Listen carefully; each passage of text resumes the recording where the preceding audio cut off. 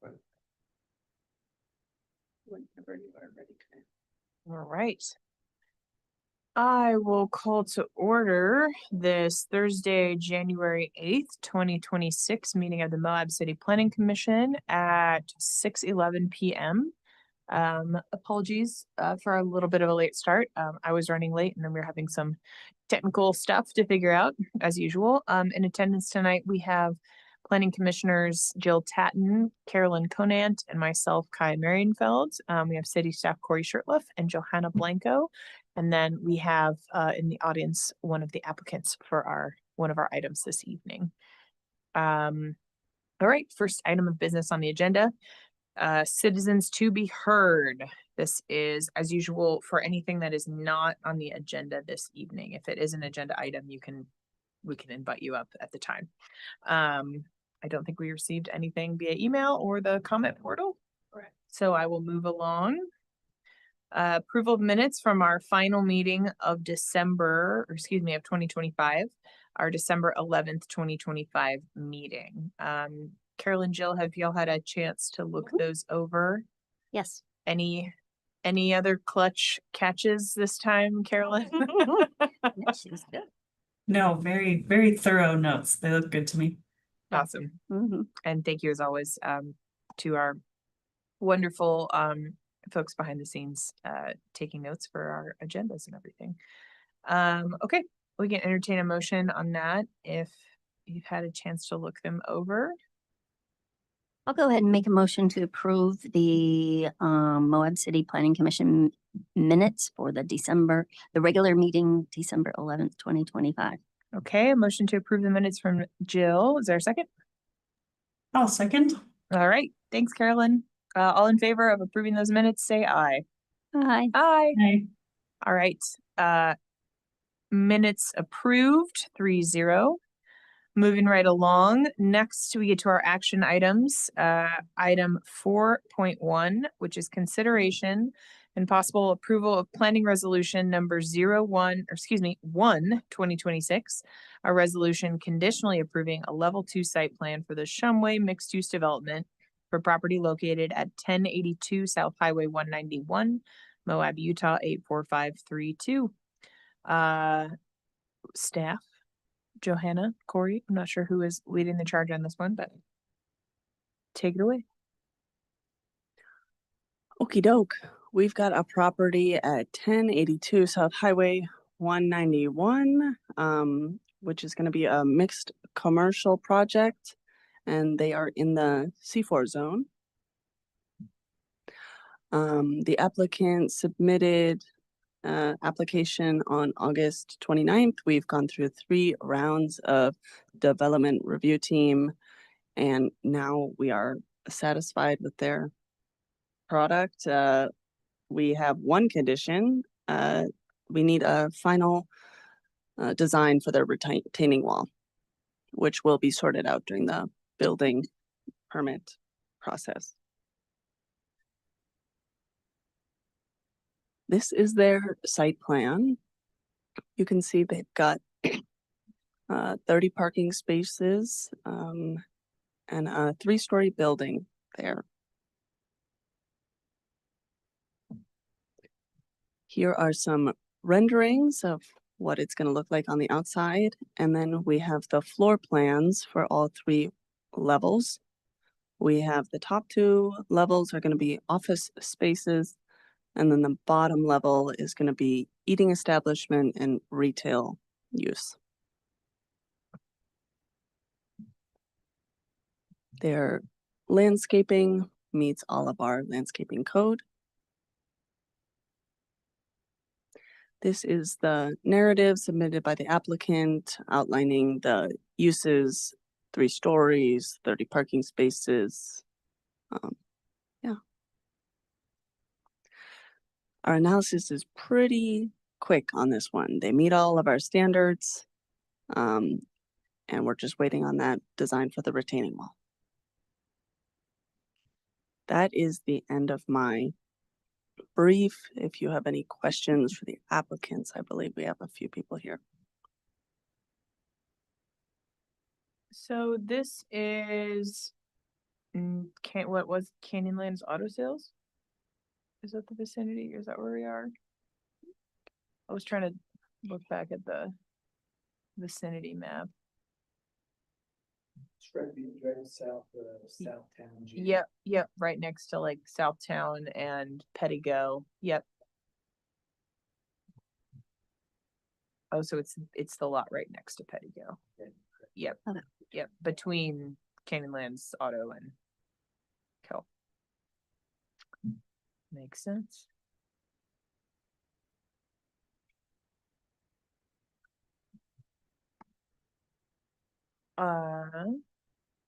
Do you want to come up and say anything about the project or anything? Is one of the applicants? I can. Sure, yeah, it's always nice to hear. We don't have a chair for you. Oh, no. Oopsie, What happened to the chairs? but look how many chairs are here. Is this mic on Like that. already or? Yes, Okay. yeah, if you just introduce yourself, that'd be great.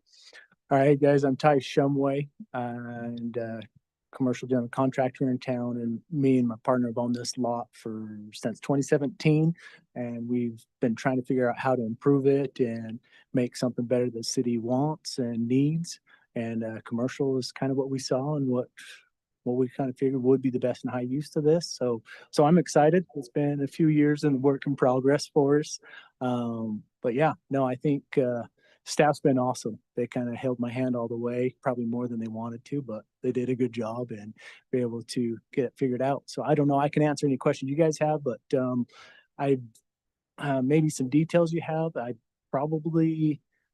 don't know if I want to say this out loud or not, but it pretty much guaranteed about 50% already leased out, and I haven't Cool. started it. Cool.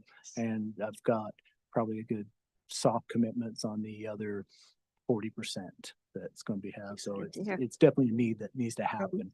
I haven't started it.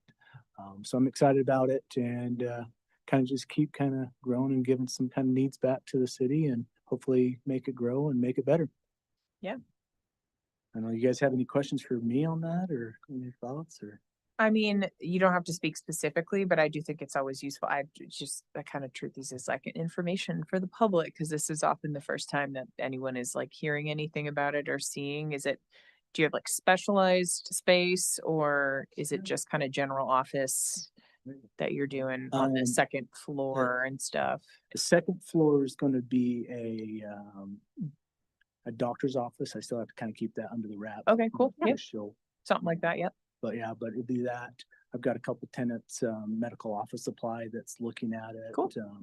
Chiropractor looking at it. So it's looking to turn into some kind of medical facility. Yeah, that tends to happen. Yeah. It wasn't the plan, the first part. I do know I'll move my office in there. I'll be moving from the Larson building over into there. Cool. For my construction company. We'll just have a couple offices to handle my staff. But the third floor's, that's where I'll be, and I have most executive offices up there that will be open for lease and stuff like that. We'll have a couple of conference rooms. We're still finalizing the design if we're going to open up a wall or not. A smaller one and a bigger one, but we'll see if it gets bigger. Trying to accommodate for people that need an office space or like a conference room to meet and gather. And have a cafe down below. I haven't got a tenant for that one. I got a couple people interested. That one's, I'm like, we'll see how it goes. We're still trying to look and see if that's the best spot for it or not. We figured a little coffee shop or something like that would be good. A little bakery in there or something kind of for the people that are working right out of the building, right? And it kind of helps bring town down towards that way a little bit. But that's just kind of the comments and thoughts and people we've had interest in it, and Cool. excited to get going on it. No, it's exciting. There's some buildings that sort of could be this, but it's a surprising lack of that particular Right. kind of, it's either all office or all retail, and we don't have a lot of mixed, like true mixed use yet. I think there's plans in the future for residential mixed use, but office and commercial mixed use, we really don't have much of. So that's cool. Yeah. Corey, any? Brought your mic down. I did. So just to that point, so with this property, as we saw with the vicinity map, this property is a part of the long process that Ty has had to go through, was annexed into the city specifically for this project, and has a pre-annexation agreement kind of surrounding that idea that this really is from the ground up designed to be mixed use, but in the theory, and then originally we even contemplated moving beyond just commercial mixed use to a residential commercial mixed use. But the way the construction and then the needs of the community right now, it made a lot more sense just to stick to the mixed commercial route. But there is, with that pre-annexation agreement, if any units were to ever be developed on that site, or a reconstruction of the third floor for a few units, they would be active employment household restricted units. So there is kind of a really nice horizon of options for this property, both for the city, and then I'm thinking and hoping for the owner as well. So really excited about this, and hopefully, if I might say so myself, what we might see is this is the domino that may begin the revitalization of this corridor area, really bringing some pedestrian and commercial traffic down to the streetscape. I do have an additional comment, but it's more of a technical element near the end, so I'll kind of leave it for the after.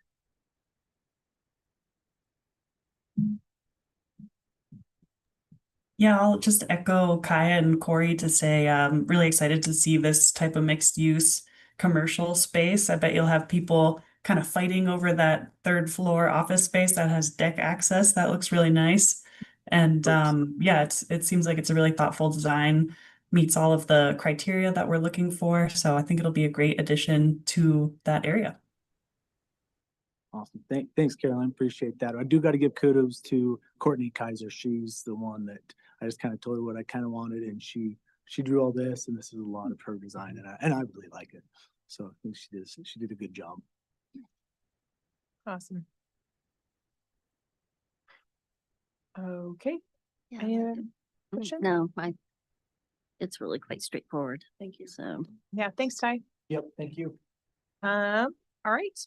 As usual, there are some options in our agenda summary, including a recommended motion if we would like to conditionally approve this planning resolution with obviously the following condition, which is has to do with the retaining wall. It might be good for me to jump in here. So with the motion, that's what I was hoping to make a staff recommendation to the motion. And this is, unfortunately, Johanna and I didn't have time to contribute this to Johanna for it to be there. So the phrasing on this, just to stay in standard with giving some bookends to how this condition is maybe phrased, to how we've done it categorically, is I'll just kind of read what the thought would be, and if you guys want to accept that. That when we go to make this motion, I'll try to read it.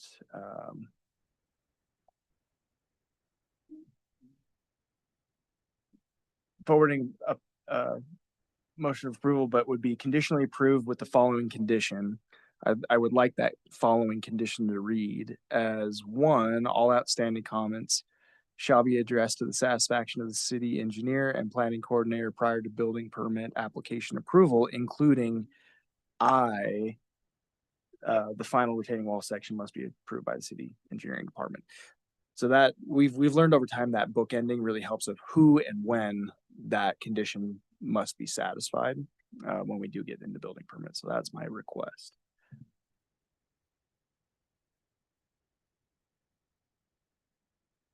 Anyone want to take a crack at it?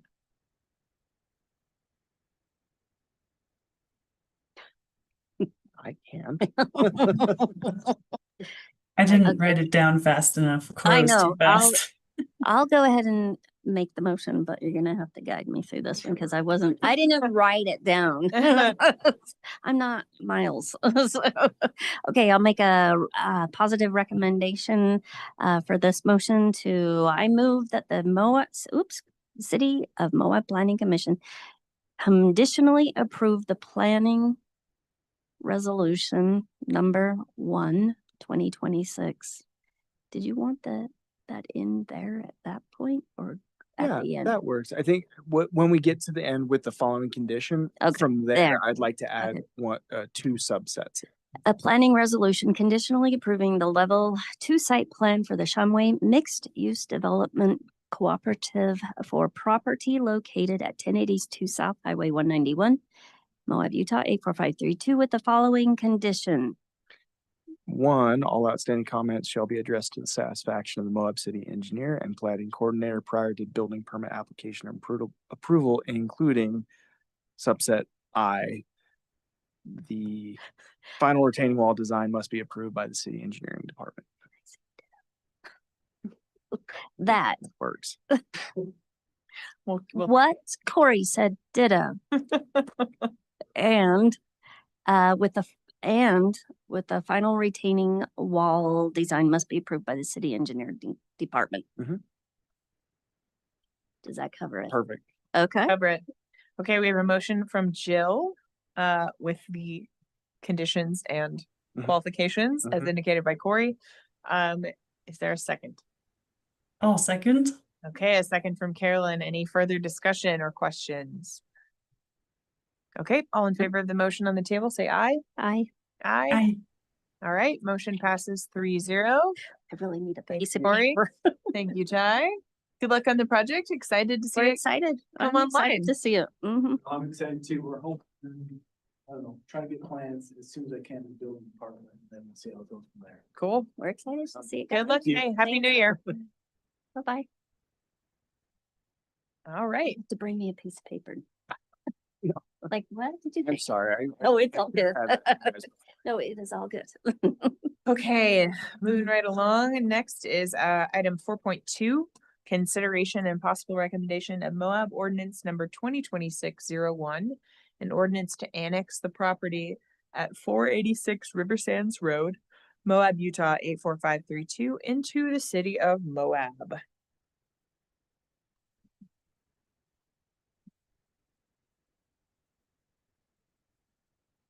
Okey doke. As you just said, 486 River Sands Road has submitted a petition for annexation. Their current zoning is rural residential. Oh, pardon. 1 second. Current zoning is rural residential. Their proposed zoning is the split zone of C2 commercial and R3 residential. We can see up here, we got the parcel in question is this longer one. So here you can see it on its current zoning map of the county. And here you can see it on the current zoning map of the city with the zones bordering it in the city are R3. Sorry, these are kind of small. Over here in the peach is R2. Down here in the light blue is C2. And again, they're gonna go for a split zone of C2 and R3. Okay. Well, they have a pre-annexation agreement that was agreed upon in 2024. This, among other things, has already decided their zoning, which is what we come to Planning Commission to decide as it pertains to annexations. So unfortunately, this one's already, we've chosen through this agreement, so we don't have too much discussion on that. You still can forward your recommendation. Anyways, there's also a section in the pre-annexation that says that 100% of any residential development is going to be that active employment household units. I don't remember this one. It was informally titled the Bird annexation, more formally the Bisco annexation. And I think if we have the site plan, you may recognize some of these elements. Yeah. One last thing before we get the site plan slide. Again, here is our future annexation boundary map. It's well within our boundary map area. Can you go back to the Yeah. like vicinity map? Mhm. And hi, when you say, when it's kind of like, I'm not pulling this to recollection, is that the pre-annexation, which is what it has gone through, does not go through the planning commission process. So this is the first time the planning commission or the public in this capacity is seeing it. Heard about it. And it's, again, yeah, has been a while. I mean, and yeah, since 2024, in coordinating with the Mhm. applicants, who I believe we do have available online or in person. Hello. How about that? What timing? So I believe in person and online, we have the applicants.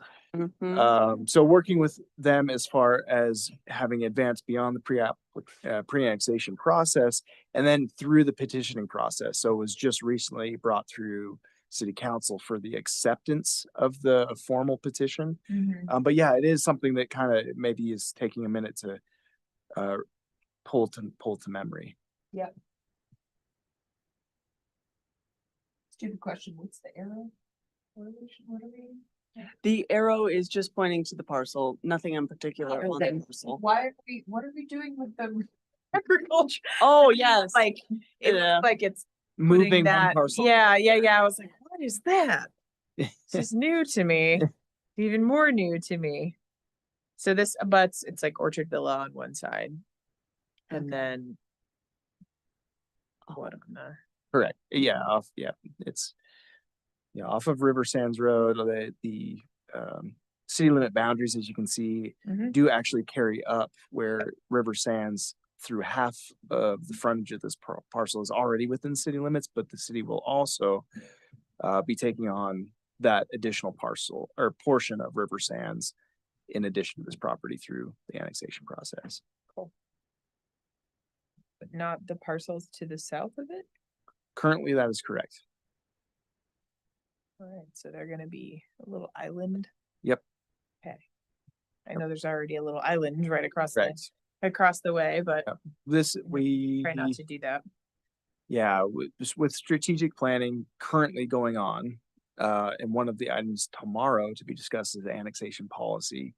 Currently, our previous year's policy was a passive policy. We'll kind of put it that way, that with applicants petitioning to come in, within the context of statutory requirements of the state, we're not creating spot zoning or islands because they're already within our annexation policy area, but filling them in and how aggressive we want to close out islands or peninsula elements. That's what we may be talking about. So what we're seeing here in kind of the eyebrow raise of why aren't we just filling in the whole peninsula? Yeah. We're currently in a passive policy state. Correct. Yep.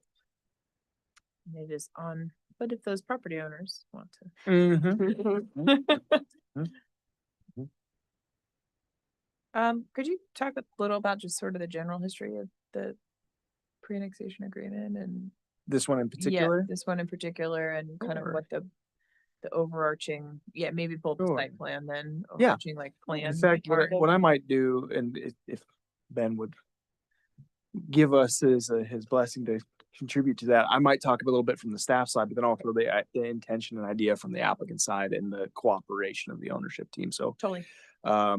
the property owners and the applicant originally approached us, gosh, got to be about 23, a couple years back now, with the acquisition of this property or the current ownership, but moving to the idea of, hey, we want to revitalize this. So some existing uses on the property, of course, but bringing in saying, hey, it would make more sense for us, given that the current zoning in the county is RR, which essentially puts the current uses in a non-conforming status, as well as any potential build out, even with their lot requirements. So it puts this parcel and a couple of others into a really tough spot as far as how to revitalize.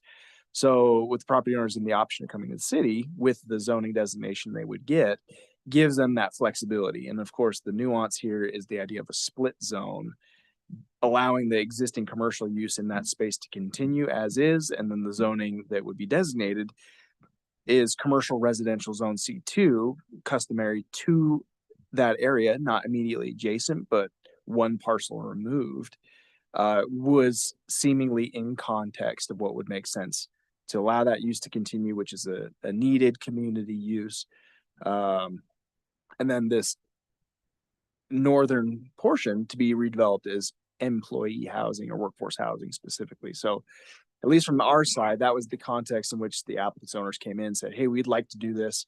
And then we drafted that agreement in a context that would basically allow them to move through this process that way. So anything else? No, From the owner's end. that's the gist of it. We had the option, like, Oh, sorry, real quick, just mind introducing yourself just for the I'm record? Ben Bird, Awesome, thanks. represent them. We had the option to do the county's version of this, which was basically trailers.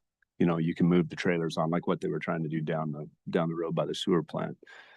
The nuance was the commercial side of it. Mhm.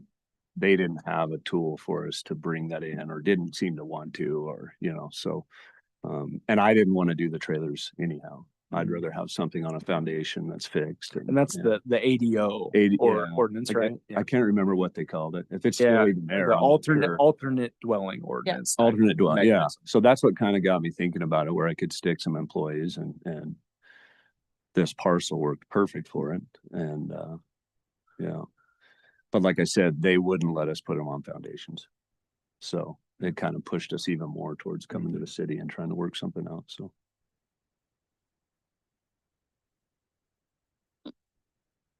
You want more history on it? Mm. It was a river. I think, front. yeah, as far as the Yeah. pre-annexation, Yeah. that was kind of it. I think, and this was an item that at council for the acceptance of the petition was interesting given the context of time when this originally came in and the pre-annexation agreement was unanimously approved. Is now that we're entering the petition, there was kind of, well, wait a minute, have things changed, or at least the opinions of the council changed? So, and we'll get to this a little bit when we talk about annexation, is the density and number of units and all that. So what we're seeing here is with annexations, which is challenging, they must provide a site context or site design layout of what they're trying to do to give to the council and to the agreement some context of what's going to be approved for the pre-annexation agreement. That is not the annexation itself. So with that, though, we're looking at 20 units. That layout and this design, and we're going to be working with Ben and have a little bit already, is we'll still have to go through the building process to ensure the standards of design meet our land use code. So what we're seeing here is the aim. It may not take this in exactly the final form because we have to ensure circulation, radiuses, setbacks, all those things still work. So that's the only kind of caveat to, as this move forward, there's still work to be done on that end of things. Cool. Thank you for the information. Carolyn, do you have any questions, either for the applicant or for staff? Yeah, I had a couple of questions. One I assume is probably not an issue, but I just noticed in the petition for annexation that's in the packet, under number 6, there's a reference to the request to be zoned R3 and C3 per the pre-annexation agreement instead of C2, but sounds like that's been cleared up at this point. Yeah, I'm unaware of that discrepancy, but I based our ordinance and our presentation tonight off of the agreement. This is the written petition in blue pen. Is that what you're referring Yes. to? Yeah, I think that would be what would be a Scrivener's error of a C2. I think it's been fully understood and contemplated on both parties. So, but you're right, that is C3. So thank you for bringing that up on the record to be acknowledged. I don't know if we can amend it at this point per se, but Okay. yep, thank you. And then Very good catch. I was curious if when the annexation was noticed, if there were any comments received in support or against, particularly for the C2 zoning from any of the neighbors? Yes, so we can get into that now if we want.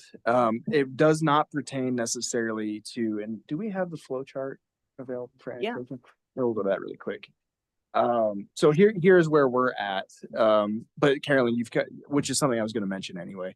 So we can see where we're at in the petition process. So having accomplished the annexation agreement and then received approval and acceptance of the petition by City Council, we've been going through our certification process, notary, getting teed up for Planning Commission. So during that time is when qualifying objections can be submitted to the Boundary Commission. Currently, there have been 2 letters One of them was submitted to the city council and the boundary commission, and one of them was just yesterday afternoon submitted to the city council and the planning commission. Both of those letters, in bold and in their own writing, are not objecting to the annexation itself. What they do then proceed to object to were the conditions of density specifically, but development standards. They were specified in the pre-annexation agreement. So with that being said, and I feel comfortable having had talked to our city recorder and the city manager, and we're currently talking to the boundary commission and the county's attorney. There's a little bit of maybe not full clarity between the two jurisdictions, how these are to be observed, but basically in the letter's clear intent to not object to the annexation, they don't qualify necessarily as an objection in this process. Furthermore, the two owners that have filed objection, which is not me saying this because that is the job of the boundary commission, is if one of the owners were to say, I am objecting to the annexation, not the content of the pre-annexation, we would go to the boundary commission potentially to have them disqualified as a non-affected entity. So a lot of ado of jargon to say, we acknowledge those letters, but they are not placed appropriately in this process. They would have been appropriate during the testimony time for the pre-annexation agreement a year ago, or a year and some ago. However, they will more than likely be acknowledged during the public hearing for city council, but they're not actually what I would consider legitimate testimony in this process, which is what, thank you for bringing up. I believe it's worth noting to the commission, but is not, I think, a legally contextual element here. I would be happy to explain that further. I did a lot of jargony type explanation there. So is there a reason we haven't seen either of those? In what they were filed for doesn't they are a commentary that doesn't qualify. So That one was submitted to the planning commission. We did not see yes, as of yesterday. But I know it was sent in at the end of the day. Okay. Yesterday. Oh, I don't. To the recorder's office, of which is currently being processed by the administration of what it is or is not. So if it were submitted as a comment to the planning commission for tonight, it would have to be qualifying, which it doesn't. So I guess it could have been viewed as a citizens to be heard comment. Yeah. But that is not what the intent of the neighbors was, is to not be a citizens to be heard comment. And again, a citizens to be heard comment is not on an action item on the agenda. So again, this commentary will very likely be notified at the public hearing for city council, but really doesn't have a place here, despite it having been addressed to the planning commission, but sent to the city recorder and the county. Got it. Still very web of confusion. I certainly understand. But again, why I wanted to at least say it out loud tonight. We did receive these two letters. We're analyzing them for what their qualifications are or are not. Yeah. But that's currently, at least our analysis from the city, is how they stand is non-applicable at this point, but are applicable maybe as public testimony during a public hearing. That's viable. That's very different from how we normally do things, I feel like. And so that's why I just wanted to make sure we were discussing that or acknowledging it. I feel like we definitely, I think it kind of is there's legal and then there's actual. I feel like it's like they weren't, which is why I think qualifying saying, hey, this for happened, but actual thing, I'm but not sure if it was actually meant to be at least the council and boundary commission of both. They said planning commission, I think by accident, potentially. Maybe not. I don't know. The other letter was clearly addressed to city council and boundary commission. The other one was sent to the boundary commission, but addressed to the city council and planning commission. So it wasn't sent to the planning commission. It just said, dear planning commission, city council. Yeah. So it's worth noting that it wasn't sent to you guys, but you clearly were included on it. I understand. But yeah, so it is atypical, but I just, even if us or city council or staff, whomever, can't legally or technically consider those as official objections or content for the record, Mhm. I want to make sure that we're Seeing still them. discussing them and still seeing Yeah. them, and just to, in the interest of Yeah. transparency in the public For sure. perception. And I think that's something, as it just came in, we've been grappling with where to send these. Yeah. I think we could still send them to you, for just your observation Yeah. of what's being said. But the nature of them, if I'll just recite it, Sure. was simply that both of them, and they were, I believe, more or less identical. So they were reprinted and that's why, again, they were basically identical letters. And well, I can bring it up and read from them. So if there's anything else while I'm pulling those up, we want to cover. No, I appreciate you explaining that for the public, and also noting that the public hearing for this will take place at city council level, not with us, which is also backwards from how we often do things. So Mhm. Do you want me to tell you what they said? I'll tell you. I have one of You like I have more? one of them here. Yeah, that's fine. Just the okay. general gist is fine. They're both opposed to the 20 units. The density was too high and the Yeah. traffic was too much. And Can then imagine. one of them was concerned with sewer, that we were going to continue using a septic system and it was going to contaminate their well, their landscaping well. Mhm. And the other one was concerned with the utility services on that road. So Yeah, so I've included the density calc at the bottom bullets there, and then the R2 zone just for comparison to see what's allowed in other zones. In response to those comments that this is going to be by right, and again, echoing what Corey said, we still need to go through the review process. So concerns about utilities and about the density will be addressed, utilities will be addressed, and density may be addressed, depending on how everything works out in our review process. Yeah, I'll read verbatim the second paragraph, which it's only a page and a half. It's not that long, but while we do not oppose the annexation itself, we understand the potential benefits and reasonable growth. We are formally protesting the inclusion of a specific number of housing units in this annexation proposal. And so again, that's where their protest isn't relevant to this entire process. It would have been relevant to the pre-annexation. So while that can be good testimony to be brought in for the council at their hearing for context of they're not obligated to approve this annexation, given that they've approved Yep. the pre-annexation, they're not obligated to that, but so they could have that contribute to their possible denial. Is I know we agreed to this, but it feels that whatever. But the nature of both letters were just that. And then, like Ben said, that one of them had more specific development standard conditions, which again would be addressed later on. Totally. it's an interesting thing when you do a pre-annexation agreement and you provide a picture. Right. Yeah. Maybe these people would have been opposed to the annexation if it was just an annexation, right? And it was just R3 or R2 and C2 and there was no picture, but you know, with this in place, it changes things Totally. in people's perspectives. So Yeah. I think anytime it's anything to see, you're always gonna. they're not opposed to the C at all. Yeah. Either of those.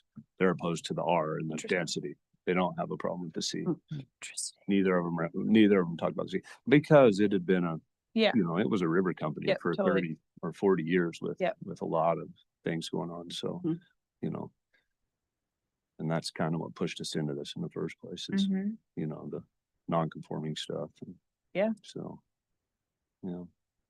No, thanks for the explanation and to the folks who submitted their input, we'll call it. We're finding a place to have that be considered seriously. All right. Carolyn, any thoughts, questions, input? Nope. Yeah, I appreciate that explanation. I was a little confused by the process as well and kind of the order of operations here. So appreciate the showing of the flow chart, and I don't have any other questions. All right. As usual, there is a recommended motion in the packet, in the agenda summary. Oh, and also up on the screen. Thank you, Johanna. once again, this would be, there is already a pre-annexation agreement. So if we make a positive recommendation on the annexation itself, the pre-annexation agreement controls specifics of what that annexation will look like, including zoning. So we do not have any say in that, but we can make a recommended motion or motion to reject the annexation itself. But as usual, if it is a negative or a rejection, we have to give specific reasons as to why and direction to staff. So that said, does anyone want to make a motion? I'll go I'll ahead and, move to go forward a ahead. positive recommendation to Moab City Council on Moab Ordinance number 2026-01, an ordinance to approve the annexation of property located at 486 River Sands Road, Moab, Utah 84532. Okay, we have a positive recommendation from Carolyn. Is there a second? I'll go ahead and second that. All right, a second from Jill. Any further discussion? All right, yeah, I think having this in front of city council will be good to kind of have that next step of everything too, but good that things are getting figured out. Okay. All in favor of the motion on the table, please say aye. Hi. Aye. All right, motion passes 3-0. Ben, thank you very much. Thank you. Thanks for coming in. Good luck. See you, Ben. Thanks, Callie. I think you've been on there. I appreciate you being on there. Mm-hmm. All right, moving on. Hi, Barry.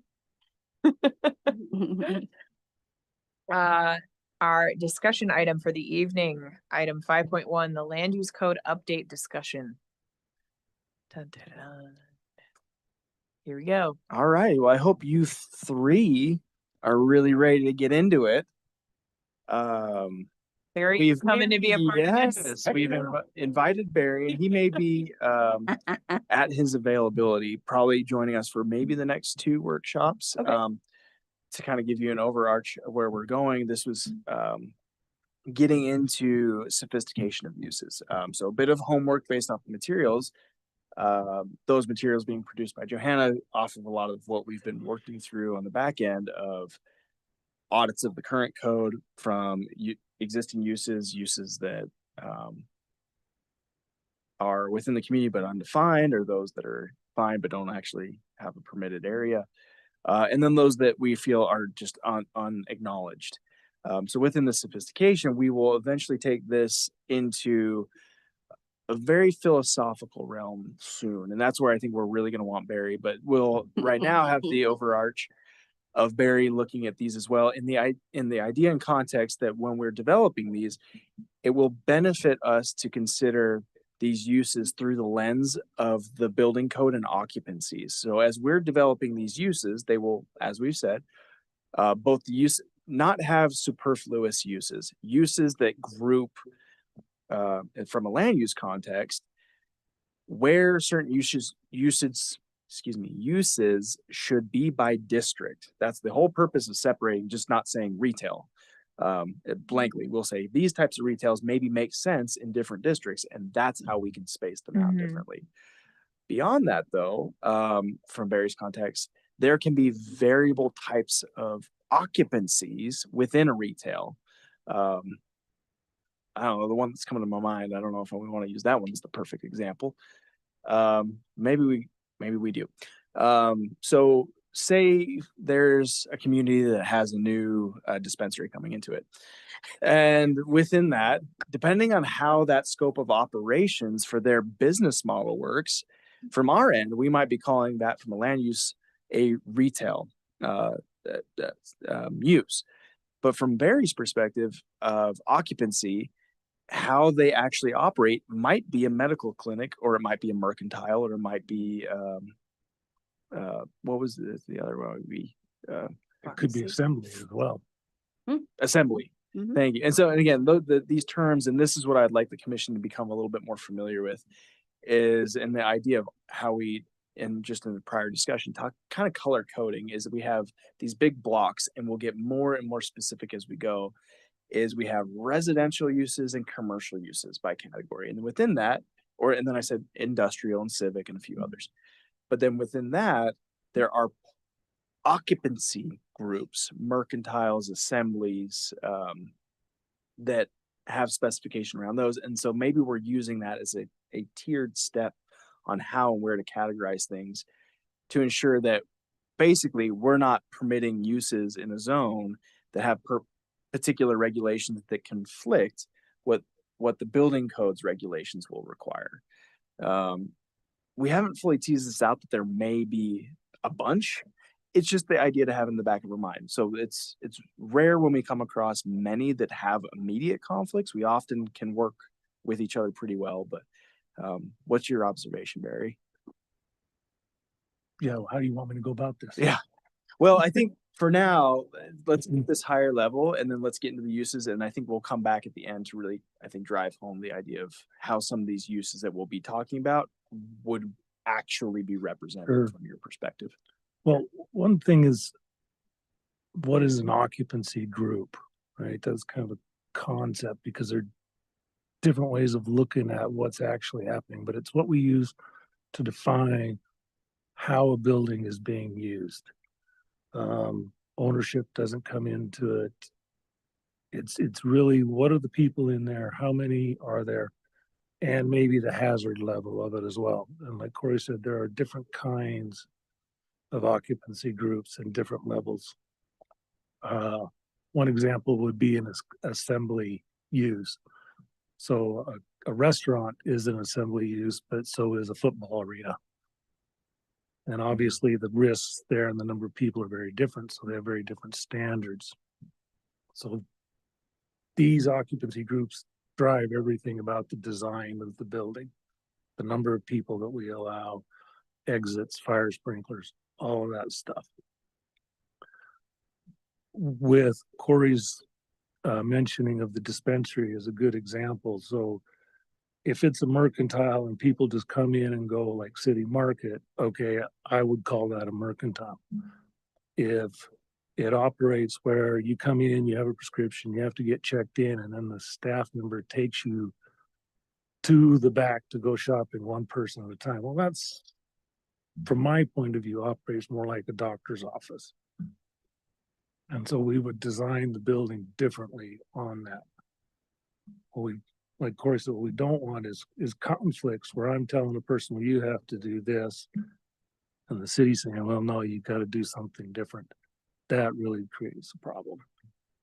And the one I was thinking of was our fourplex ADU conversation today. Yeah, absolutely. What is it? And how do we address it? And one thing to keep in mind is it's great when our codes line up, but there's no rule that says they have to. Can we lean into that example really quick? Because the commercial one was a good example, but that's a really good residential one. Because as we start talking about toolkits for housing, how do we get more housing? Often people kind of just, let's throw density at it. Okay. And in many cases, we have done that. And this is what we're seeing. So maybe this isn't exactly it, but maybe it was where we're going. Imagine we had a twin home. Is that where we're going with this? Mhm. Okay. Imagine we had a twin home.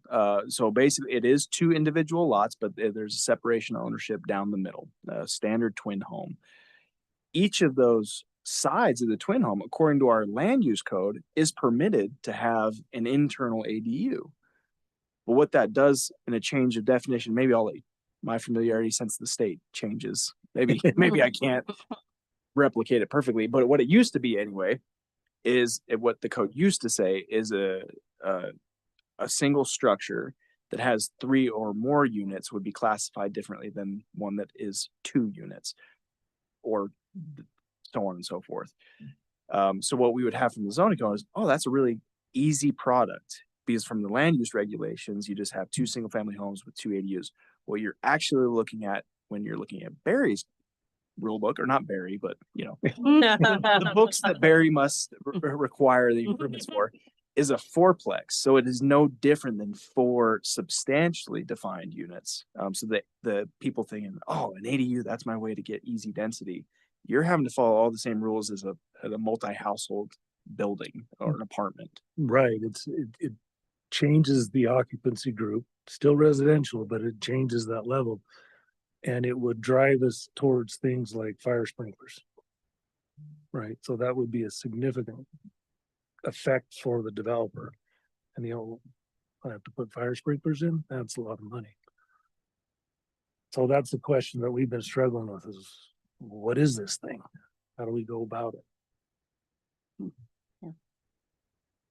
So it's something to keep in mind with the uses and the different neighborhoods. There's more effects as to what could happen down the road.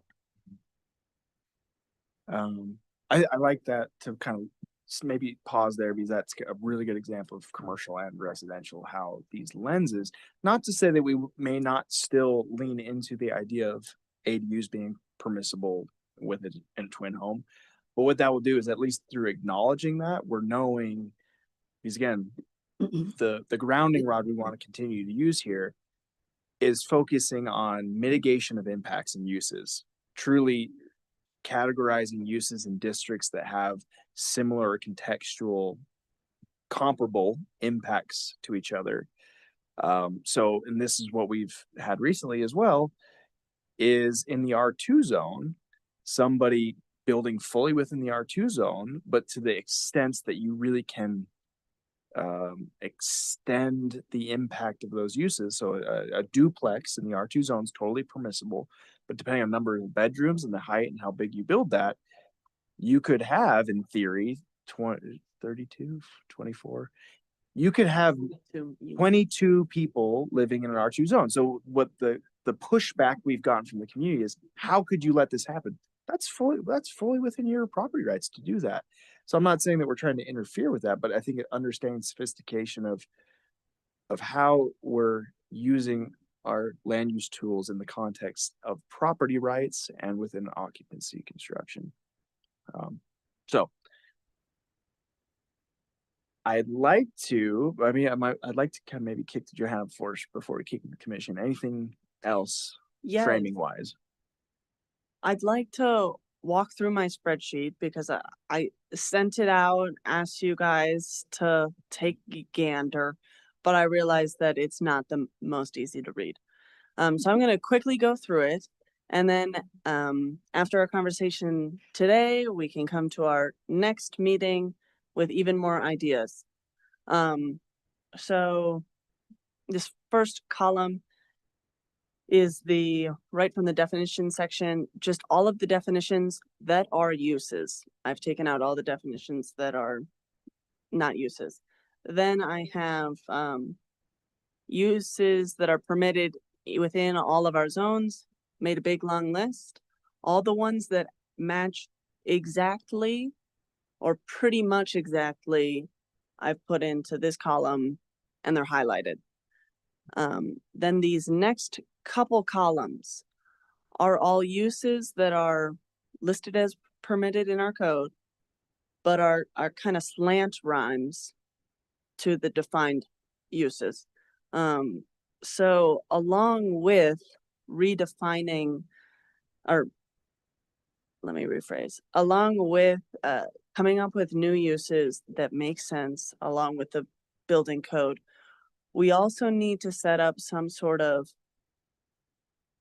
chart that takes all of our existing uses that have been permitted and kind of organize them into definitions or add definitions. Mm-hmm. So at some point, our goal is to have all highlighted. So we have mismatching on both sides. We've got uses, bed and breakfast. That's not a great one. We got definitions without any uses that line up exactly, and we got uses with no definitions. So that's this section. As we get over here, this is Carpentry shop, for example. a great one. It's permitted, but what is a carpentry What shop? is that? To what extent? And then I have new lists, which I think it would be helpful for you all to get out into the community or just use your knowledge as locals to add to uses that we see in the community but are not permitted. Not that we're going to be adding this as a use, but when we make our larger categories of uses, we'll need to make sure that everything existing in our community fits in those larger boxes. And we don't want to leave anybody out. So as specific as you'd like, it would be helpful to add to this list.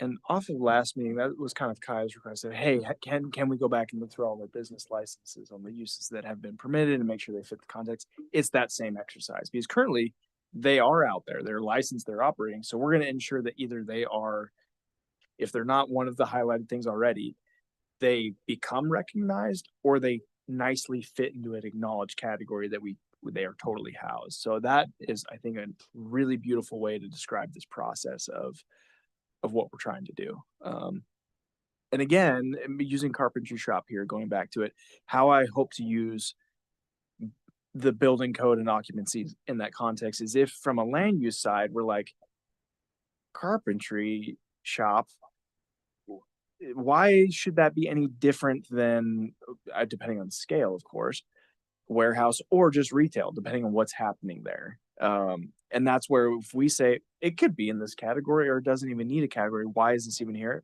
The last check I would say is there a weird occupancy reason why this should be a standalone thing? Fireworks shop, for example. Well, carpentry is Maybe a good example. So, yeah.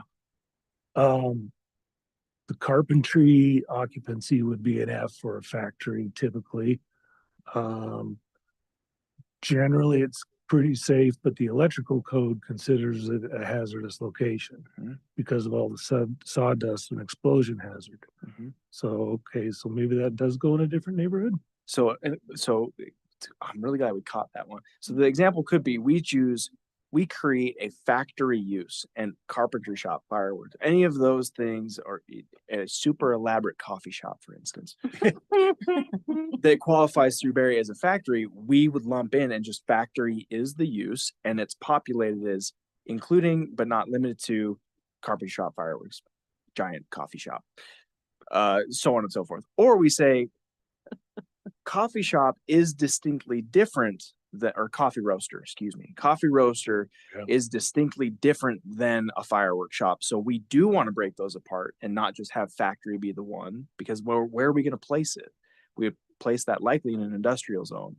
Well, for fireworks, maybe that makes sense, but for a coffee roaster, maybe we're okay with that being in other commercial zones. So that's what I want to start with, what would be in theory as consolidated and as simple, as few uses as possible. Start with as few uses and then specify as needed, versus what I believe a lot of our code is it wasn't in our code before. Somebody says, I want a shoe repair shop. And they're like, hey, let's just put it in the code. And so they're putting these things into the code just as one-offs. And so when we're looking at how to organize our uses through zoning, we're like, shoe repair shop, why is that different?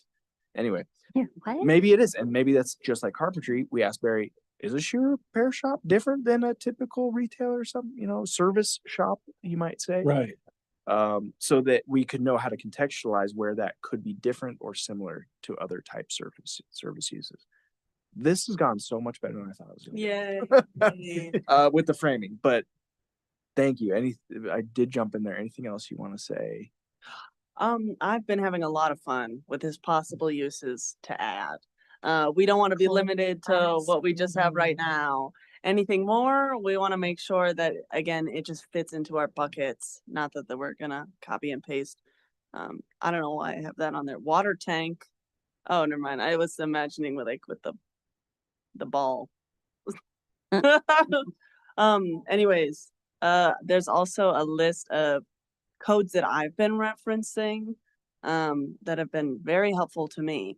If you want to take a look.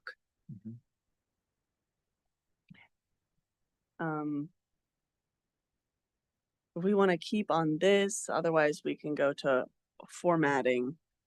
Yeah, well, given it's just the three commissioners tonight, how would you like to go? Would you like to go page by page, or do you want us to go through it and then have you respond? Because I do want to start getting Mhm. some responses out of you guys. Yeah. Mm.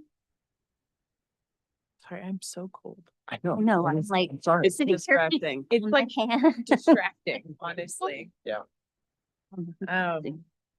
Um, Corey, what responses are you looking for specifically? I think that, yeah, kind of Johanna's request of what Very linear in a what paper. what this I I know. guess here's what Johanna's prepared for you as far as materials of the actual, here we're showing our work. Right. Here's what is, Mhm. here's what isn't, and here's what we're beginning to contemplate. So our homework, if you will, as of last time was for you to walk away, be in the community, experiencing that, maybe communicating with folks of what are, hey, I really wanted to do this, but I'm having a hard time with the planning department because they don't know where to put me, type of a thing. Though that type of feedback, we're already trying to do that. We do that Right. often with our licensing system. Yeah. That's where we often Right. the rubber's hitting the road with Right. that. But you guys have access to a whole bunch of things we don't. So that was the hope. that The you first could thing provide that comes to mind for me is like home occupation businesses. I Mhm. think that is such a vast array of things. It's Yeah. everything from Mhm. like somebody doing somebody's taxes, you know, as like a CPA in their home to Mhm. trying to bake stuff in their home, which Mhm. I know comes up a lot. That's like Mhm. my example of we Mhm. need a place in the code for this. Mhm. It would be great if we could figure out a way to either separate those by sort of intensity of use Mm. and not have it be such a broad umbrella. Yeah. I am cooking up a plan. And I was gonna say, that lives in a slightly different section than the code. Yes, And it true, is, true, but not really. Yeah. So it's worth mentioning, at least as a placeholder for this exercise, Mhm. is it within the licensing realm? We are looking at that. Mhm. It would probably, a vendor license maybe is a good way to say this, because Mm. home But it occupation is a thing. definitely Yeah. would be like home enterprise.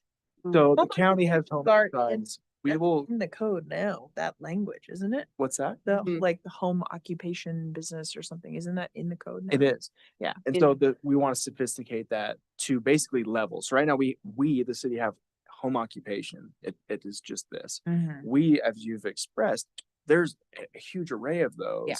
So the more we're able to sophisticate tiers of intensity, This is a good conflict. That's probably the one we should have started with. well, it's that one's for a different day. Was why we, Yeah. but that's exactly it. So that's where, when it comes to Barry, we really start monkeying with stuff. And in fact, the coffee roaster thing I was kind of teasing about is one we've been grappling with. Of from the land use side, a coffee roaster, it could be acceptable for a home occupation license, but depending on what is being done, scope of operations for Barry, that home now becomes a factory occupancy. And now you've heard us talk about this as the spiral staircase. Many people in the community are going to recognize that term.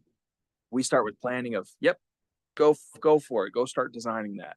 Go talk to the building department, fire department, health department of what they'll need you to do. So this person goes and they say, Barry, this is what I want to do. Okay, you're going to need, or maybe we'll start with, say the health department. You're going to need this many sinks and clean outs and wash basins. Okay, they add that. And then they go to the fire department. Well, you're gonna need this many accesses and blah, blah, blah, to make it safe, and even fire sprinklers. And then by the time it gets to Barry, he's looking at this like, this is a factory floor layout. This isn't the garage anymore. Yeah. So Barry's occupancy changes, and then they'll have to mitigate that to Barry standards. By the time it gets back to planning, it's not a garage anymore. It is a full-blown factory. And I have to say, sorry, you guys can't do that because you no longer qualify as a home. So the acknowledging that, because right now a home occupation cannot be perceptively different than a home. It can't get from the street, amongst many other standards. So what we would say is we acknowledge that homes could be perceptively different, but they have to follow these categories of tiers of standard anyway. And this is where we've had this philosophy before. How much do we want to encourage that? Which is a rhetorical open-ended question, where we now have our residential areas developing as quasi-commercial impacts. So a neighbor said, I bought into this neighborhood thinking I would have a residential use next door to me. These guys are doing whatever it is they're doing commercial wise. and it's impacting me disproportionately. So it actually is breaking down Euclidean zoning standards of separation of uses because of impacts. So Yeah. great. That was a great tee off of Mhm. home occupations, home enterprises, and then probably even maybe one or two additional tiers of category that may be acceptable of in these residential zones, maybe these types of home occupations are permitted, but in these residential zones, these ones are not because they're too intense. And something to work on other than the set workshop that we'll have about the tiered home business discussion is in this observed community uses or possible uses, just listing out any uses that we see in home occupations a lot, Mhm. but could be in commercial buildings outside of the home that we're just lacking because developers go to our permitted uses. They don't see something that they think Mhm. would fit their category and they say, oh, Moab's not the place to build. So an example of this is, I know this is spelled wrong, but commissary kitchen. So that we can have it listed as a permitted use. People can do that outside of their homes and maybe lessen the amount of home occupations as we get more and more commercial buildings. If you will, pave the path for the things we want to be easy to do in the places we want them. Absolutely. It's not to say we couldn't figure out how to get a commissary kitchen into a particular commercial zone, but if it's not listed and doesn't have standards or is acknowledged, it might be not even a potential buyer's like, I didn't even see it on the list. So they may not even come in to ask the question, let alone what it might take for us to navigate a use that isn't listed. Well put.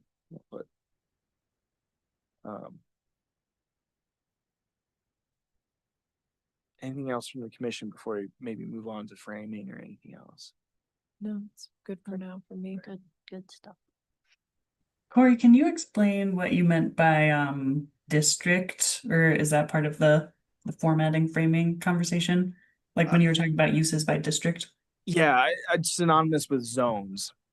So zone districts, same. So yeah, if I'm ever referring to a district or a use district, it's usually here's a zone, a land use zone district, same things. Okay. Good question. Yeah, that's kind of a jargony piece. It didn't register. 10 o'clock.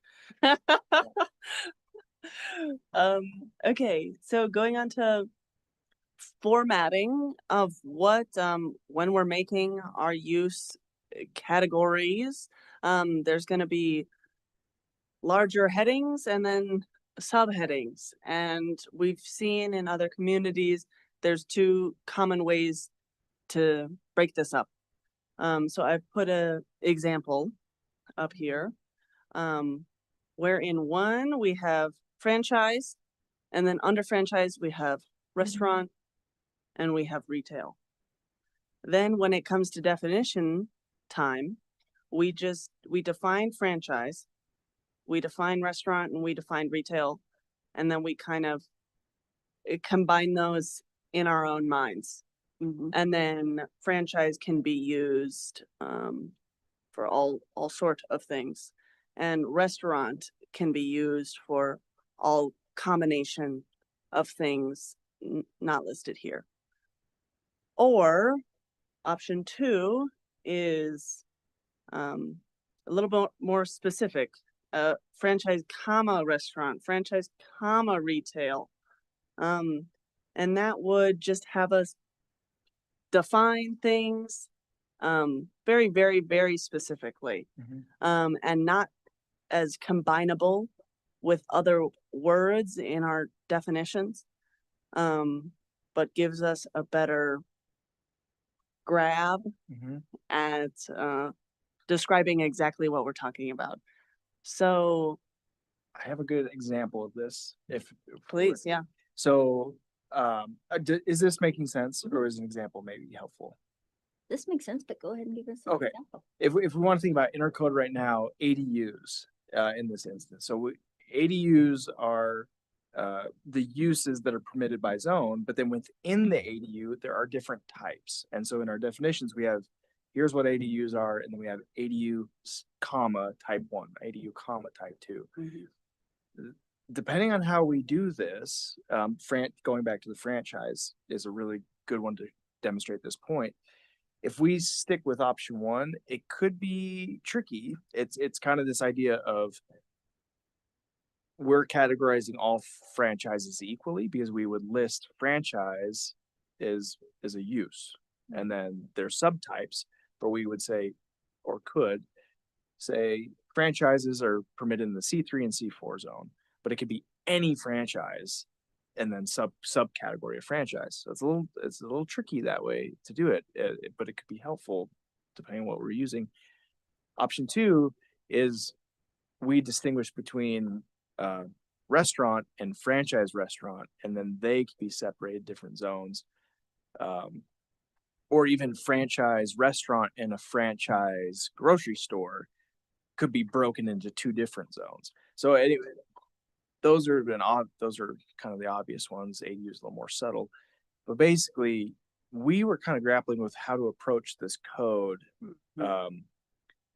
From, if you would think about it from a filing context, you go down to franchises and then you open the franchise folder and here's all the things inside franchise folder, versus just having one big list of everything that you have in the list, the subcategorizations just on face.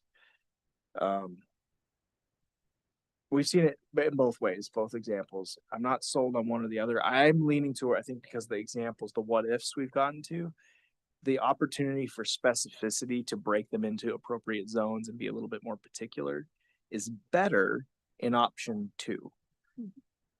But it creates, from a user's perspective, a lot. It just comes at you at this big block of stuff versus saying, I'm a franchise agent. I'm going to go to where franchises are permitted and then go down to restaurant. So a search matrix style of who's trying to use our code. Yeah, I've got bigger examples of communities that use each style. So your feedback on that would be really helpful as well.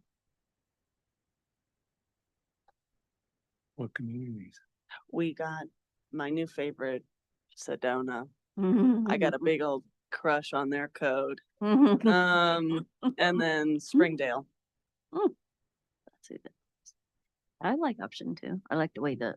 And that's actually, Yeah. so one step further with those 2 examples, and I don't know if Springdale is still operating in this way. So Springdale, outside Zion, or one of our more kindred. Sedona's kindred as well. Those are great, both examples. But with Springdale, they're historically a form-based, or at least some of their districts are form-based code.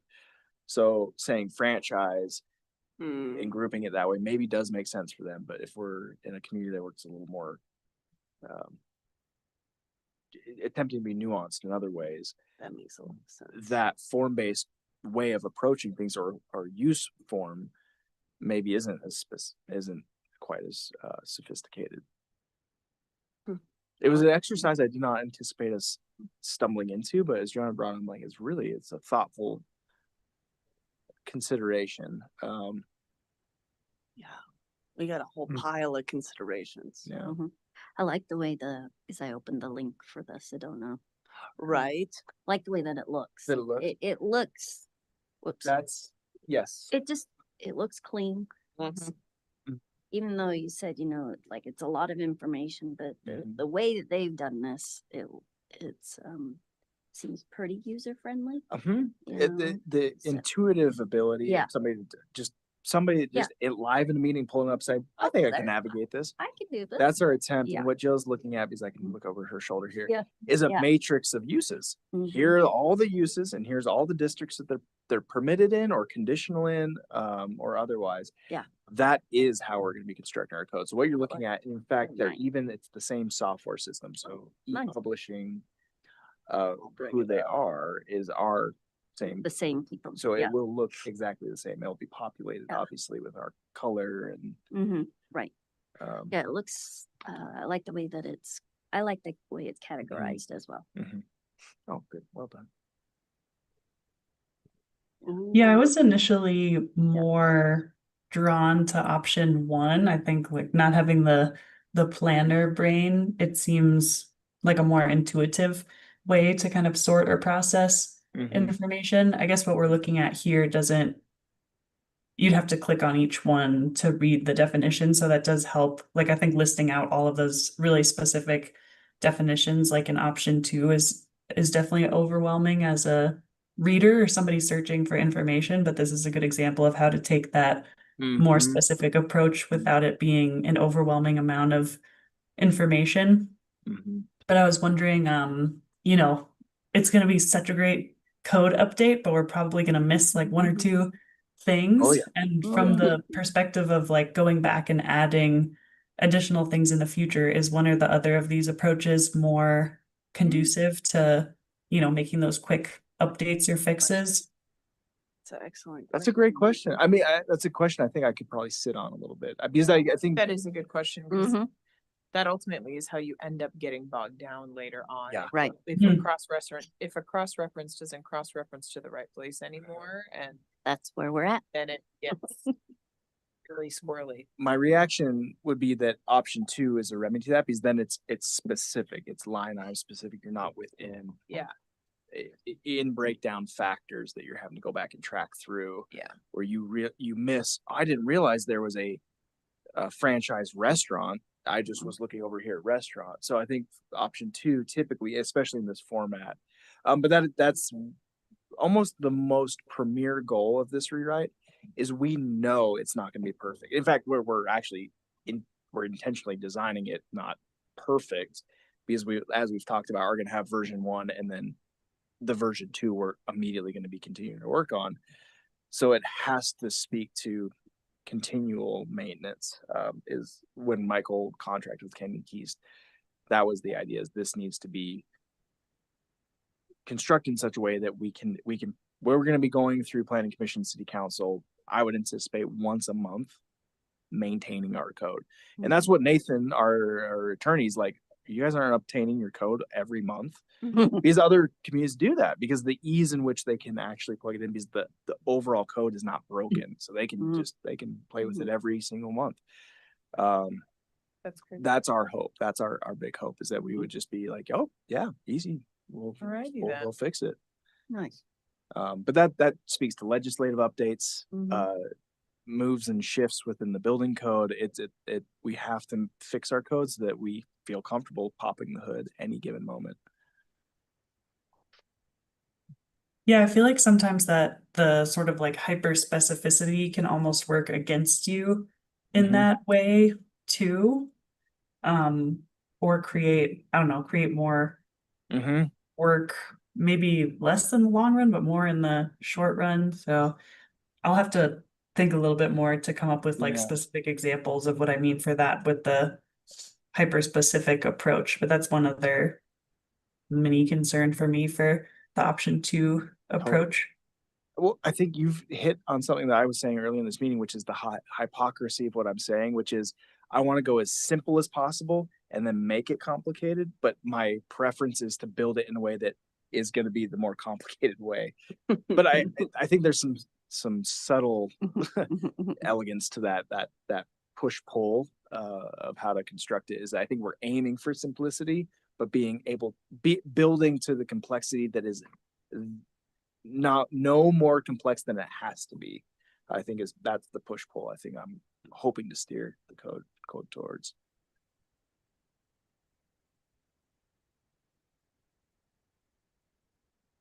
And I guess that's the detail with purpose. If we have to break out that there's two different types of eating establishments, I don't want it to be an arbitrary purpose. It has to be that we have to make two restaurants, because from the building code, this type of restaurant is categorically different than this one.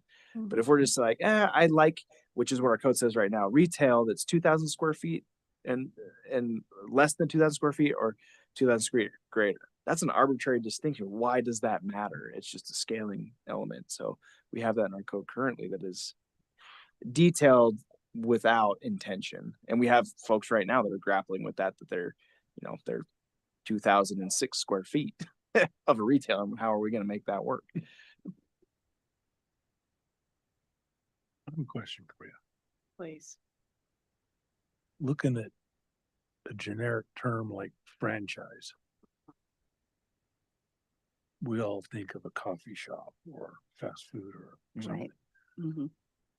We put that in the C3 zone. What happens when somebody comes in, they want to open a franchise fireworks factory Mhm. or automobile factory or Mhm. something? It's a franchise, but it's not what we think of as Main Street. So Yep. do either of these options deal with that kind of devil's advocate situation? I believe option 2 does, which is why I've moved away from option 1, because I think in the nuance in the state of Utah, the tie going to the runner, if we miss something and they're like, I am 100% a franchise, we're like, but we didn't mean a franchise fireworks factory. Too bad. Your franchise is permitted in that zone. And if there's no further specification, but they do qualify as franchise, you're permitting a fireworks franchise. So option 2, I think, is the protective agent against that, where we can have, ADU, going back to the ADU, maybe for whatever reason we decide ADU type 1s are really meant to be in the R1, R2 zone, but type 3s make sense in a different zone. If we just say ADUs are permitted in these zones, anything in ADU could be permitted. But if we say ADU type 1s here, ADU type 2s here, it's the specificity that could get tricky, like Carolyn's saying. But I think when we're talking about the code being articulate, hopefully we won't be having those oversteps. And if we do recognize that there is one, we can remedy it quite quickly. Or maintain it, which is even a better way. We want this code to be basically, if goodness forbid, Johanna and I just are abducted by aliens tomorrow, they hire new planning staff, they can walk in and be like, oh, yep, it's right here, pretty straightforward, not a lot of narrative interpretation or memorandum of past interpretations they have to rely on. It's all just here. It's I don't know right. if that's a God forbid anymore. It's maybe like a Abducted by aliens? maybe that sounds good at this point in history. Sometimes. I might take that option given. Times. Sorry to take us on the comedic route. No, I agree. I think as sort of clunky as the chart seemed, it's all broken down. And I do think, because again, coming back to the home occupation thing, like it would be like, sole proprietor, like cottage law type kitchen home occupation. And then we have like, there was, at one point there was like a gun cleaner, a gunsmith who was working in their house, and then we have a seamstress, and then we have, all those kinds of things. I think if we had it broken down by like, I'm just thinking like retail home occupation, like things like that. Yeah. It makes sense to categorize the specific use first, and then whatever its sort of designation is. I think that's the other kind of hanging element we haven't quite gotten to here will be use parameters. So, and this is in the zone right now, which goes against Carolyn's, I think, simplicity element, but and this is again, I'm kind of open to this idea of, and we've seen this in the C4 zone, your professional office is a different list of what you have to do than in the C3. C4 and C4 professional offices are different in how they're constructed and use parameters.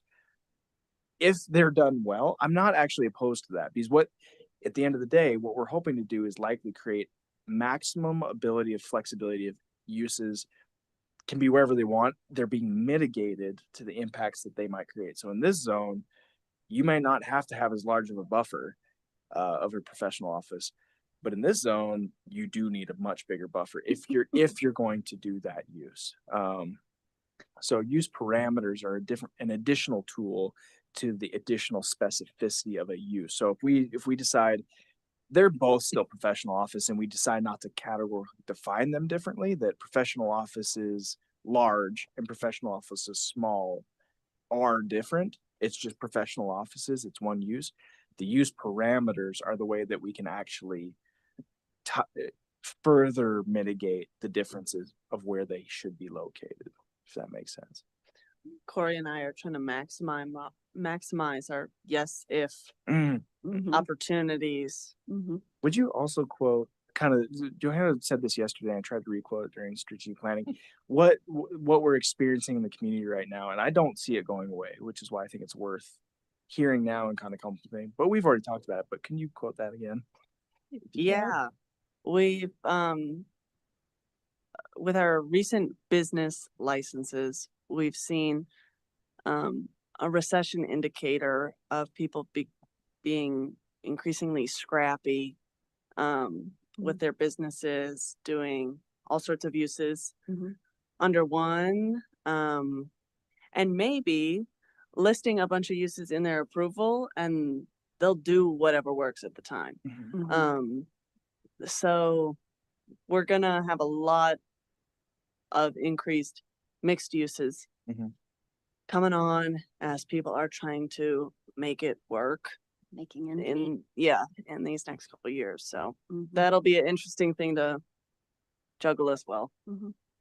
On that point, I really want to stop talking, but on that point, Barry and I did have the Mhm. discussion of, so we're seeing that. So right now we're having to, within a singular space that somebody wants to have a hair salon, gelato, a yoga studio, and a t-shirt shop within the same 1,000 square feet. Like, because that's the scrappiness they believe they need to make it as a business. They need all this diversity, which is, I believe, atypical to standard use, standard business practices. People are just trying to be more scrappy and creative. But what that's doing to us is we're having to either, like, we're sectioning off portions of this internal space. There's no walls. We're just saying, this is your half of the room, this is your half, and your half of the room needs 3 fire extinguishers, and your half needs 2 bathrooms. It's a nightmare for people because they're just coming in with this genuine, authentic idea of what they believe works, and we're throwing this nonsense at them. But from our end, it's not nonsense. We're because what somebody else would say is, you can't do that. Pick one. I think we want to extend the yes if as much as we can. One idea with this is versus having a mash medley of restrictions on spaces, much like an occupancy, is maybe we like that, the use is you have a mixed commercial use space, and you maybe have to follow the building code occupancy requirements of the use, what that use parameter might be in the inside. But from us, we're going to say, you got to go right to the top tier of whatever the impact mitigation is. So maybe bookstore, you just need 3 parking spaces. But the part of the eating establishment you want to add to that bookstore requires 7. We're saying we're going to qualify you as a mixed commercial assembly. So you're going straight to 7 parking spaces, 5 bath. You go to the tippy top if you want to have this creative category, but then it gives them unlimited creativity to evolve in that space. Because what we're seeing is, we know as soon as we give them the CO, as soon as they give their sign permit and they're opening the doors for business, they're going to recognize they want to start changing stuff. But we've boxed them into a corner. Your side's that side, your side's that side. Don't sell t-shirts over there. Don't have coffee over there. And now they're in immediate violation. So just getting rid of those barriers is a concept we've started to kind of toy with. I'm not sure how we feel about it, but again, we're throwing a lot at you with, again, the idea of maximizing our yes if. Yes, you can do it if you do these things. Yes, and Yes, and Yes. One of the big challenges that we run into all the time is the scale of what a person wants to do. If you have a room that's 100 square feet and they want to sell coffee and do yoga in there, well, it's self-limiting.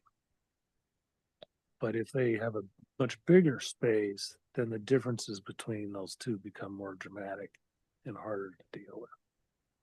So that's one of the challenges. How do we deal with the maximum highest impact use and occupancy in that space? Maybe that means it's not possible. And it's just questions we have to deal with, and each one has its own answer, but it's something to think about. What do we do with that yoga student? Yeah. Right. Become a trick. Johanna, have you seen any examples in other codes where codes try to like put a limit on the number of uses in the same space? No, I have seen a use that is mixed use commercial, and then they have a definition for what that means. And then I also have seen a use that is conversion, where you're going from one use to another within the span of the day. In the morning, we are yoga. In the evening, we are art studio. I haven't looked too in depth, but there's all sorts of creativities out there that if you're interested in that, I can certainly pull both of those and get those communities' definitions of those, if that's something that we're interested in. Is that something that you could see being requested? Like, oh, hey, my studio's yoga this morning, but all evening I No, let it out to art people or something. that would probably be something that we offer to people so that they would have to do Yeah. less I of just something. didn't know if Um, that's something people- Maybe that would be a Yeah. good incentive I don't for know. shared parking or something. Right, right. I think we have gotten that, or getting it more and more You too. could see, I mean, think about know. like the press, for example. I feel Mhm. like that's a really good example of a forthcoming business that Mhm. at least originally indicated that they wanted to Mhm. have something like that, Mhm. like a flex space that could be used for like a pop-up restaurant, but also Mhm. isn't that most of the time. Mhm. Or for like a Maybe in art the event, morning they or, could yeah, be one of the kitchens. We rented our kitchen in the Yeah. morning to home bakers Yeah. or whatever,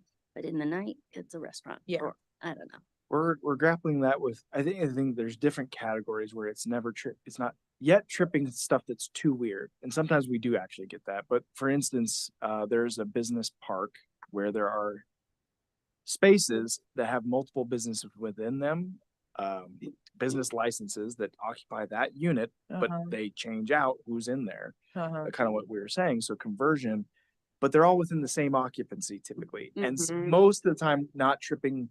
yep, Maybe they even are different uses, but they don't have different standards. So we're okay with that. It's when we want to be a restaurant in the morning and a fireworks studio in the evening. We've had stuff that not literally do. But fireworks studio, stuff that is clearly boutique fireworks. build your own fireworks. Build your own, yeah. But we've had that. And in fact, with warehouses, we've kind of seen that people Right. like to utilize those different spaces that do tend to get a little too creative. So we haven't had anything brush up that we've had a major problem with that we haven't either achieved or it just never came through.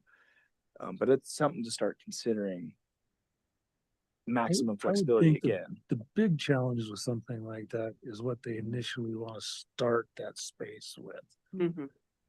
They want to start it with a low impact, low hazard situation, and then a week after they open, raise the level of that.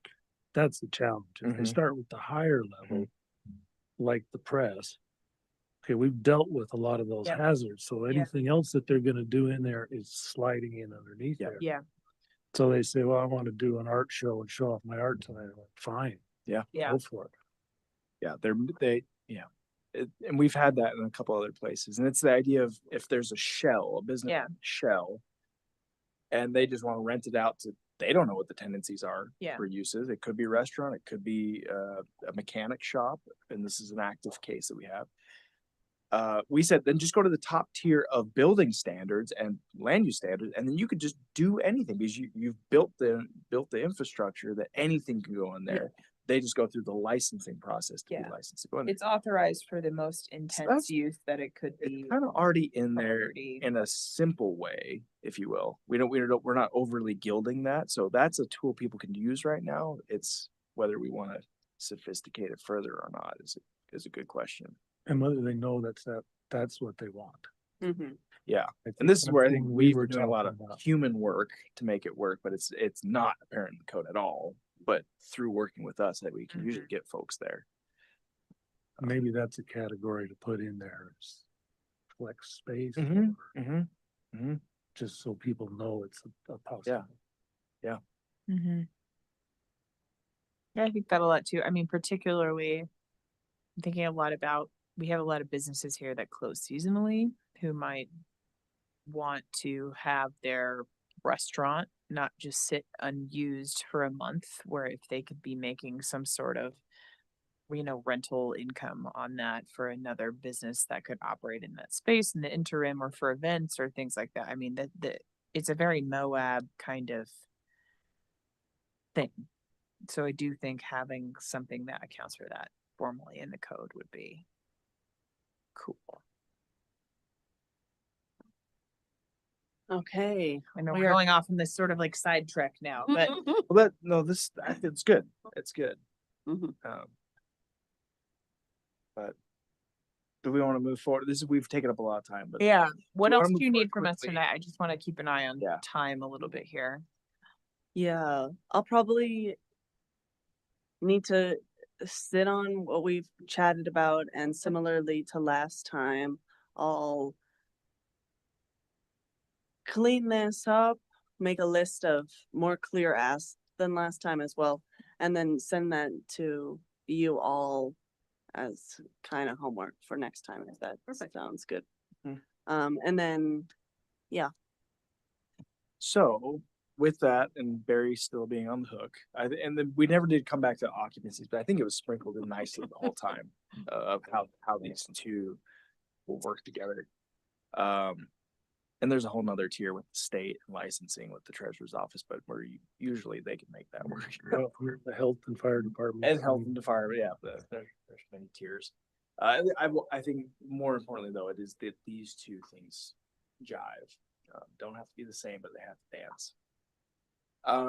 The homework I want to throw out, and this is going to be where we're starting to get pretty philosophical, is the next time we meet, I would also like us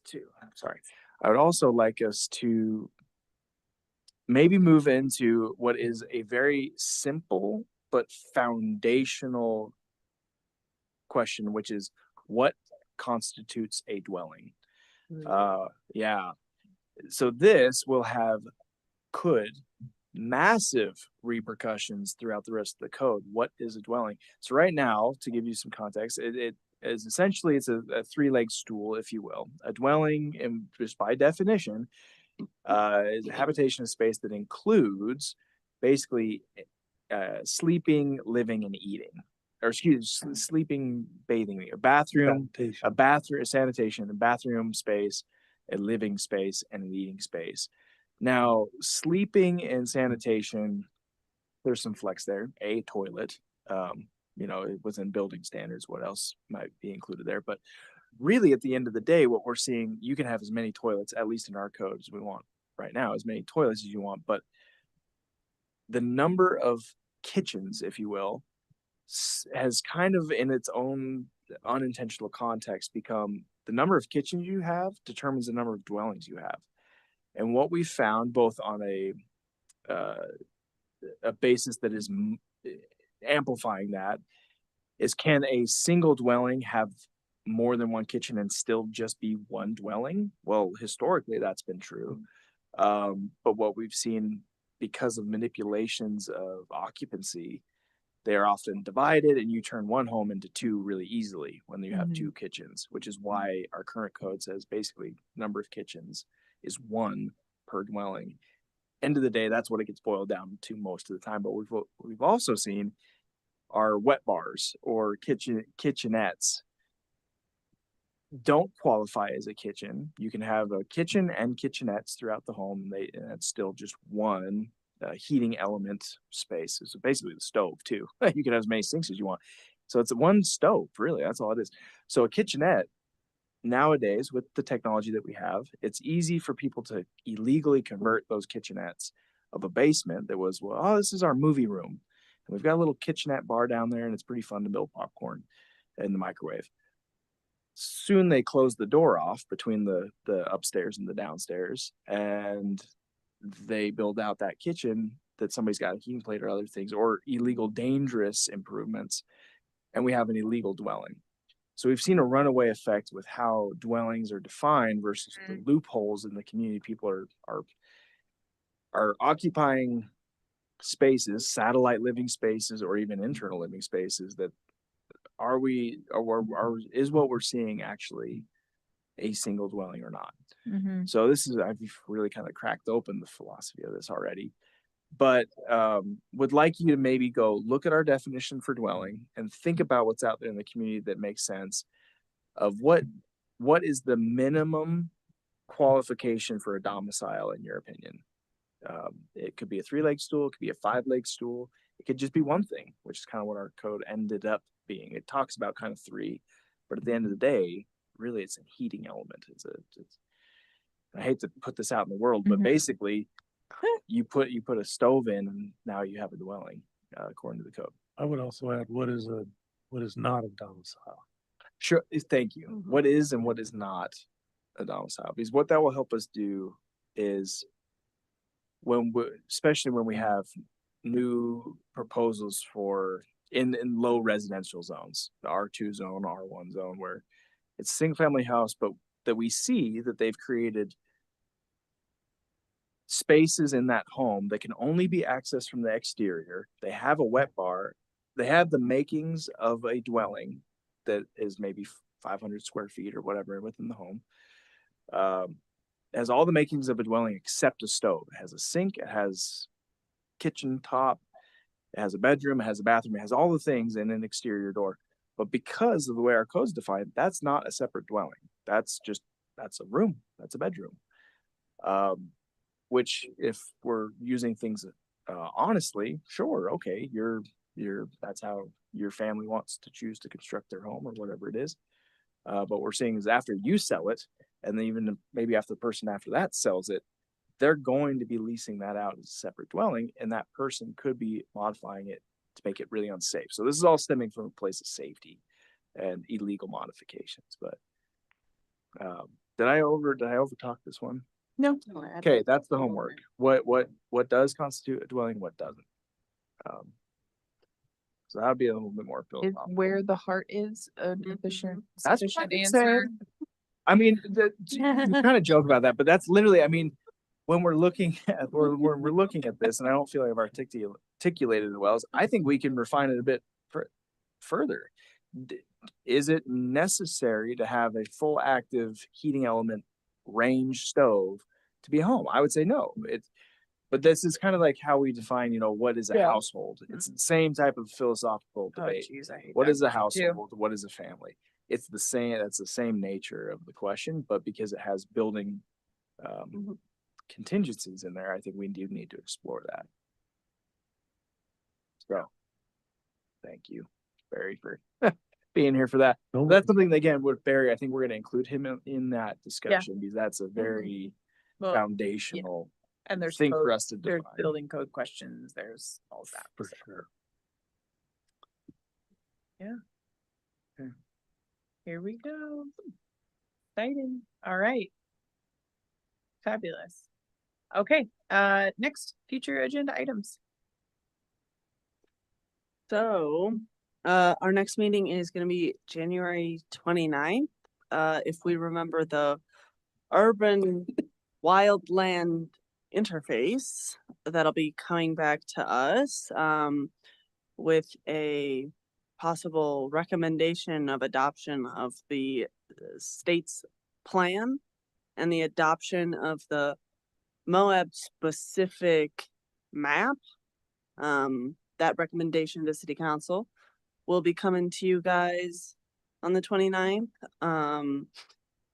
And also, the Amasa preliminary plan and plat will also be in front of you on the 29th. And Why are we meeting the 29th? be, Was that was the, okay. Yeah. because of Amasa's, I didn't have it written down, which is my bad. their need to go to city council before us for their development agreement, still getting that tied up with city council. And that needed to get done before we could do our work. Which is ironic because then the WUI got bumped because they needed us to have it before it went to city Flip-flop. council next week. Yeah. Yeah. But this is what I think we're happy with the triage of our items. So no meeting on the 22nd, Correct. Among meeting on the 29th. Yep. Cool. And one more thing. Uh-huh. And one more thing. Planning commission's vacancy. Yes, Right. I know. I have I- encouraged a few people to apply. Did you see how many applications the county had? Yeah. I Oh reached my out to good some of Lord. those people and told them to apply for Yay. the city planning commission. I was like, I know you live in the city. Wonderful. Yeah. They had quite a We're few. not flashy, but we do cool stuff. Come on. Yeah, that's a well put. Yeah. Because I think that's what we're not boring. Like We're not I can boring. I can imagine there's a lot of draw because there's a lot of things happening. There's a lot of drama. A lot of. Okay, I was trying to be kind, but yes, we have maybe less of that. We have many other things Yes. that are we have Barry, yeah. Mhm. Very. To come with Okay, it. then I take back my there's not a lot of drama.